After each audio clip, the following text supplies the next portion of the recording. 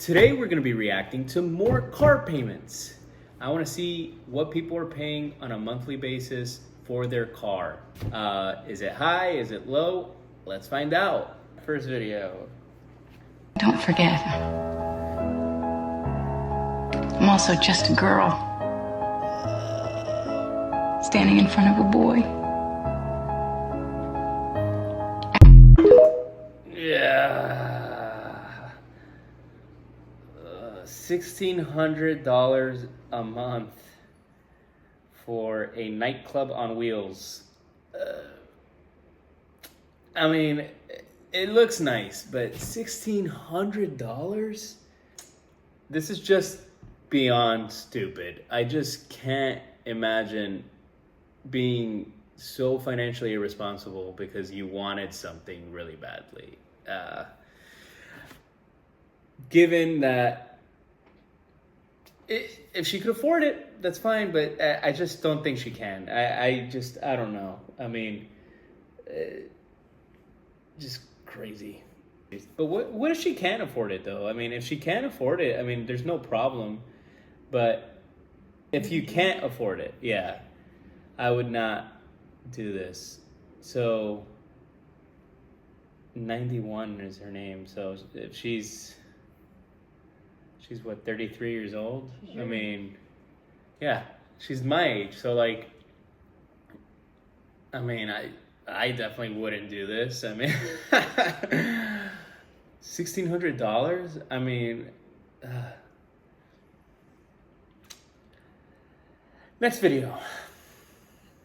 Don't forget, I'm also just a girl standing in front of a boy. I need to know what they do for a living. This is beyond wild. I mean, just looking at the windshield looks like a very nice area. So maybe it's just rich people showing off, you know?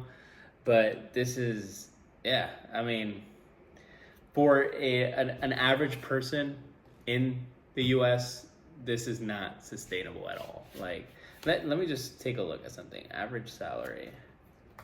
So the average salary in the US is $63,795.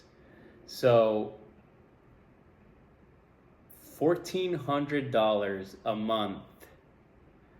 You're talking plus car insurance, plus, like, that's a big chunk of your paycheck just going to a vehicle. It's just not wise for the average person. Now, if she's loaded and she's rich and she's just, hey, I want to show off, and girl power, you know, just do you. But yeah, average person, I just don't. This video. I should have never did it. Well, I don't really think I should have 19% interest. Oh my gosh, this is a dumbest one. I'm sorry. Okay, this is the dumbest one of all. 19% interest is the dumbest thing you could do. Yeah.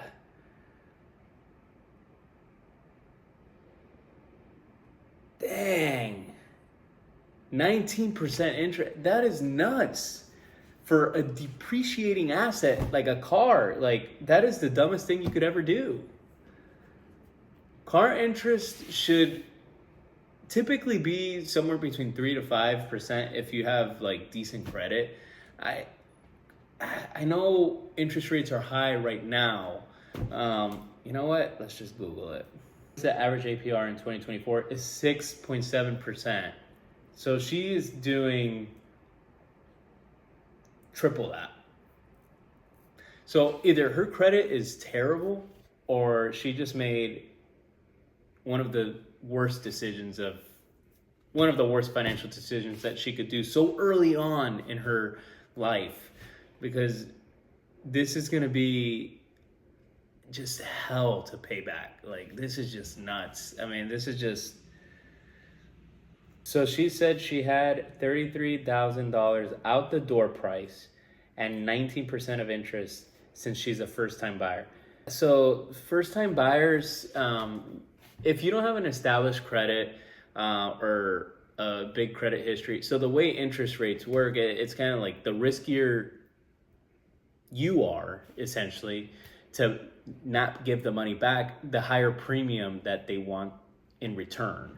So typically high risk, high reward. So someone with bad credit is considered a riskier investment for the car dealership, because you don't know if they're going to pay it back. So you want a higher return than someone who has a steady income, a history of paying back all the loans that they ever took out, or just very low outstanding credit.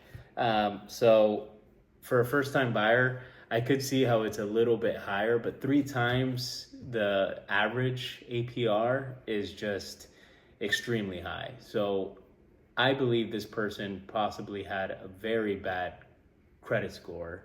And, you know, these are the type of people that car dealerships prey on. Like, this is their bread and butter. Like, they want someone to come in that, you know, they could charge a high interest rate to. And, you know, what they could end up doing is, if she misses a payment or two, they could repossess the car and sell it again. You know, so it's like, it's the car for them is their money supply, and it's just, they're gonna take advantage of you. And that's kind of why, like, people with bad credit should, and that need transportation, reliable transportation, should really look into the pre-owned market as opposed to buying something brand new, because this $33,000 loan for this car is going to end up costing her possibly double the amount, $60,000, the interest. That's just awful. I mean, it's just, it's the system is kind of stacked towards those with poor credit, poor history, and just the poor in general, you know. You know, this person possibly believed that this car could change her life, but it had such a devastating life impact on her if she's unable to make the payments, or if she can't pay it down early. So it's possibly a very, very nice, sweet looking car, but it's not worth $60,000, especially in 5 years' time, where the car itself is going to lose so much value. She bought a Honda Accord, $33. You could get a used Accord for possibly $20, you know, like 4 or 5 years back. This is just, it's just too much. I mean, this one, I actually feel bad for the person, because it's just, I think she got scammed. She got scammed. I mean, this is just not right. This is just something that she needs to be more financially literate so that she can make better decisions, because this decision is going to cost her. When my brother bought a car, he was also a first time, and it was somewhere, it was like, I want to say like 10 or 11%, which was high at the time. But he bought a pre-owned car, and he paid it off within the first year. So he just needed reliable transportation to get to his job. He was just out of college. He got the reliable transportation, paid off his car, and, you know, he was able to actually upgrade cars, because eventually, over time, he just wanted something else, but he paid that one in cash. So, yeah, I feel like the interest rates on cars, interest rates were low, so you don't get. So interest rates were low, so your monthly payments were lower. And also, there was a big supply of cars. Like, we didn't have, like, the COVID stopping the supply chain, which, and the whole chip shortage that we had during the COVID time that essentially halted the manufacturing of all these cars. So Yeah, I mean, pre-COVID times was a really good time. I mean, I mean, it's kind of sad. Like, you don't know you're in a good financial time until it's over. You know, like, you don't know. It's like, oh, this is when I should be buying a house. This is when I should be buying a car. This is when I should be doing things, because something like COVID happens and there's essentially a global recession, and then coupled with inflation, and now they raise interest rates to kind of minimize the impacts of inflation, and interest rates are just high, which means the cost of borrowing is high. So it's great if you're sitting on a surplus of cash for those items that you want to buy, but not people who are starting out their life. Like, they just, you know, a big part of like wealth is just the timing, you know, like if you save when you're younger, you'll have more when you're older, you know. And it's just, if you are put into a job market where it's a global recession, you're not going to have that earning power in your younger years. So it's just kind of, it's a little bit of preparation, a little bit of luck, and it's just, you know, that's why it's important to learn from other people's mistakes. Like, there's been countless books of people talking about their life and the mistakes they had. There's been many just insight, especially with social media, that you could see someone doing something wrong and say, I don't want to experience that. I don't want to experience paying 19% on a car that's not going to be worth what I'm paying in 2 years' time, even a year. Like, to be honest, the minute she took it off the lot, it's not worth that. So, like, it's just... Why is your car payment $1,300? Because first of all, this vehicle was $62,000. I did it for 60 months instead of 72, and I went zero down.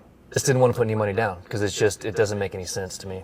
How much money do you save if you put more money down? So basically, every $1,000 that you put down is about $20. So it would take $5,000 for me to lower my monthly payment by $100. So in $1,300 versus $1,200, Yeah, the same thing. And it would take you, what is that, 60 months to get your money back, or 50 months? Oh yeah, to get $5,000 $5,000 back. 50 months? Oh, it'd take way too long. Yeah, so I see what he's saying, that if you put a down payment over the life, so like if you put $1,000 or $2,000 down, if you have a 60-month note on the car, that $2,000 is spread over 5 years. So it's going to be a very small fraction of your monthly payment. But I think what the problem is, you know, if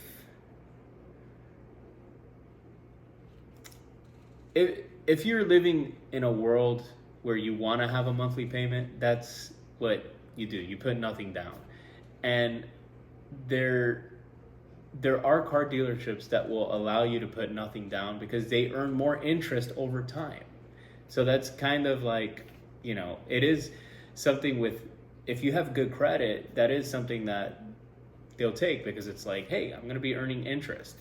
I could see also people not putting something down in times of, if they could get a low interest note and their savings account is generating higher interest. So if your car note is 2%, right now you could get a savings account that yields 5%. So I could see, you know, financially speaking, that, hey, why would I put anything down on this? Because this is only going to cost me 2%, when I could have that money in my savings account and that's generating 5%. So you're netting 3%. So I could see that from a financial perspective as well. But, you know, psychologically, having to pay interest is something that I'm not comfortable with. I'd rather just pay it off, even though if you do the math and the calculation, it's not the wisest thing to do, because you could yield money in your savings account. So I get I get it from that perspective, but also like a $60,000 car is just so excessive. Like this is another thing where it's like it doesn't matter if you're yielding 5% or you're still going to pay $60,000. So that's something that, you know, and the car itself is going to depreciate over time. So like we said, like 60,000, that's the average annual salary in the United States. So for the average person, they should not be doing what this guy is saying. You know, if you're loaded, if you make, you know, 300, 400,000 a year, yeah, sure. Like 60,000 for a car seems reasonable, but for the average person, a whole year's worth of your salary going to one thing, like that just doesn't sound logically sound, you know, especially with all the other high rising cost of living things like your rent, your food, and your other, you know, if you have kids, your daycare and all that stuff, you know, it's just not financially feasible to just splurge on a $60,000 car. I mean, so it doesn't sound as ridiculous as when I first heard him say it, but it is still kind of ridiculous to splurge on a $60K car like this. Like, I don't know. I don't think it's wise, but it's just cars depreciate in value. Like, you know, unless the car could, like, I don't know. Unless it's your dream car and you make so much money where it doesn't affect your lifestyle, sure. But if it impacts your lifestyle, not worth it. Hey Austin, What's up? what car do you drive and how much do you pay a month? I drive 2023 green Audi A5, and I pay $679 a month. Okay, and what about you, Brian? A 2020 Lexus ES350, I pay $588 a month. Hey Kevin, Hey, what car do you drive and what's your monthly payment? 2020 Supra, 2019 Audi RS5, combined payment $2,000 a month. Oh, Alright. damn. Hey Caleb, what car do you drive and what's your monthly payment? Hey Moses, What's up? what car do you drive and what's your monthly payment? I drive a Nissan Sentra, and I pay about $350 a month. Hey Austin. So obviously we got to talk about the two-car guy. Why do you need two cars? Like what? Like you need one for the weekday and one for the weekend? Like are you serious? It's like, are cars becoming pairs of shoes now? Like, hey, this is my Monday shirt, this is my Tuesday. Like, this is just ridiculous.